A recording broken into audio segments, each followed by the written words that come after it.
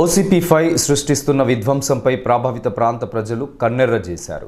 యాజమాన్య కనీస బాధ్యతా చర్యలు చేపట్టకపోవడం నిరసిస్తూ శుక్రవారం సాయంత్రం ప్రాజెక్టు ముందు ఆందోళన కార్యక్రమాన్ని చేపట్టారు. సందర్భంగా పలువురు నాయకులు, బాధిత ప్రజలు మాట్లాడుతూ రోజురోజుకు అధికమవుతున్న శబ్ద వాయు కాలుష్యంతో నరకయాతనకు గురికావాల్సి వస్తుందని ఆవేదన వ్యక్తం చేశారు. తమ సమస్యను విన్నవించుకున్న ప్రతిసారి చేద్దాం చూద్దాం అంటున్నారే తప్ప తమ సంక్షేమాన్ని ఏమాత్రం పట్టించుకోవడం లేదని ఆరోపించారు. ఇప్పటికైనా శబ్ద వాయు కాలుష్యాలను నియంత్రించేలా పకడ్బందీ చర్యలు చేపట్టాలని, ప్రజాభిప్రాయ సేకరణ సమయంలో ఇచ్చిన హామీలన్నింటినీ అమలుపరచాలని డిమాండ్ చేశారు. కాగా సంస్థ ఉన్నతాధికారుల సహకారంతో సమస్యల పరిష్కారానికి తగు కృషి చేస్తానని ప్రాజెక్ట్ అధికారి హామీ ఇచ్చారు. మా పరిస్థితి అట్లా ఉన్నది. మీరు సచ్చుడా బతుకుడా అని అడగడానికి వచ్చినాం. మీరు ఎట్లా మా దగ్గరికి వస్తలేరు? మీరు పట్టించుకుంటారా? మీరు ఎప్పుడన్నా ఏమంటారు?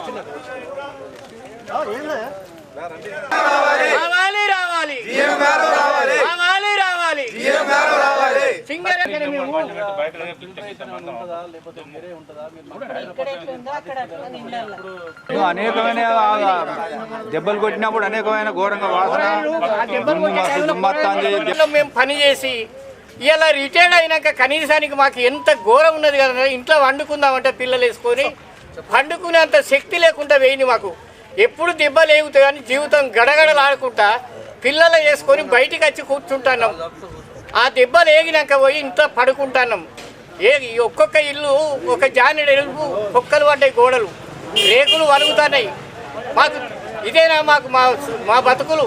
సింగరేణిలో పని చేసిన బతుకులు ఎట్టుంటాయి కదా అంటే ఒక్కొక్కరు మంచిగా ఉంటారు. ఇవాళ సింగరేణిలో నౌకరు చేయని ఈ మొండి వైఖరి ఏం చేస్తారు కదంటే వాళ్ళ లాభాలు చూస్తారు తప్ప నష్టాలు అన్నది ప్రజలకు ఏమవుతుందని ఏ ఒక్కరు దీన్ని పట్టించుకునే నాదుడు లేడు.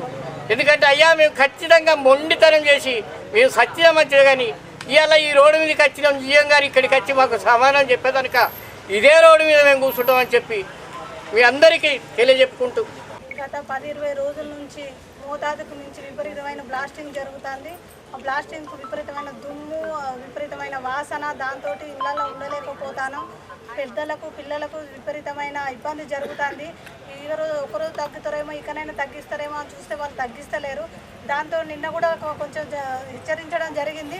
అయినా సరే ఏ ఒక్క ఆఫీసర్ కూడా మా దగ్గరకు వచ్చి కనీసం కలవలేదు, మీ సమస్య లేదని కూడా అడగలేదు. మేమే ఇక్కడికి దీని దగ్గర OCP-5 దగ్గరికి వచ్చినాం. గేట్ దగ్గరికి వస్తే మమ్మల్ని లోపల కూడా ఓనిస్తలేరు.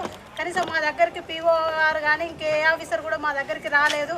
ప్రజాప్రతినిధులం వచ్చినా కూడా కనీసం ప్రజాప్రతినిధులకే దిక్కు లేదు. ఇంకా మామూలు ప్రజల గురించి పట్టించుకునే దానిలో కూడా సింగరేణి యాజమాన్యం లేరు.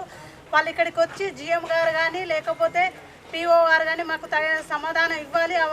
మోతాదుకు మించి తగ్గించి వాళ్ళు బ్లాస్టింగ్ చేస్తామని హామీ ఇచ్చేంత వరకు మేము ఇక్కడ నుంచి కదిలేదే లేదని మా డివిజన్ ప్రజల తరఫున మేము హెచ్చరిస్తున్నాం. ఈ సింగరేణి యాజమాన్యం మొండి వైఖరి స్పష్టంగా కొట్టొచ్చినట్టు కనబడుతుంది. ఎందుకంటే ఇక్కడ OCP-3, OCP-5 వీరు మాత్రం లాభాలు ఎట్లా తీసుకురావాలనే ఆలోచన తప్ప ఇక్కడ ఉన్నటువంటి మరి గోదావరి కానీ పారిశ్రామిక ప్రాంత ప్రజలు, అదేవిధంగా ఈ OCP-5, OCP-3 సంబంధించినటువంటి విఠల్ నగర్, తర్వాత 11, 10, 12, 13, 33, 34 డివిజన్లతో పాటుగా ఈ గోదావరి కానీ సగం ప్రాంతం మొత్తం కూడా చాలా అధ్వానమైనటువంటి బ్లాస్టింగ్లతో ఇబ్బంది అవుతుంది. అదేవిధంగా మేము ఏమడిగినాం, ఈ వాసన వస్తుంది, ఇబ్బంది అవుతుందని చెప్తా ఉన్నాం. మేము ఇప్పటికి కూడా చెప్తున్నాం, సింగరేణి ఓసీపీలకు మేము వ్యతిరేకం కాదు, కానీ మీరు OCPలను కేవలం మీరు మోతాదు మీరు ప్రజాభిప్రాయ సేకరణ చేసినప్పుడు మీరు ఏవైతే హామీలు ఇచ్చిండ్రో ఆ హామీలన్నీ పక్కకు పెట్టి కేవలం ఉత్పత్తే లక్ష్యంగా చేస్తారు. ఇక్కడ ఉన్నటువంటి ఇందులో పనిచేసేటోళ్ళు కార్మికులు కావచ్చు, తర్వాత ఈ గోదావరిలో సబ్బండ వర్గాల ప్రజలందరికీ కూడా హాని జరుగుతుంది. దాన్ని మోతాదు తగ్గించండి. అదేవిధంగా ఈ రక్షణ చర్యలు మీరు 3 అంచెల ప్లాంటేషన్ చేస్తామని చెప్పారు. ఒక్క అంచె కూడా లేదు, ఒక్క చెట్టు కూడా లేదు అక్కడ. అదేవిధంగా క్లాత్ కడతా అన్నారు, తర్వాత స్ప్రే చేస్తా అన్నారు. ఆ బంకర్ దగ్గర నుంచి వాటి స్ప్రింక్లర్స్ లేవు, సరిగ్గా అధ్వానంగా చాలా ఘోరమైన పరిస్థితి ఉన్నది. ఇంకా వచ్చేది ఎండాకాలం.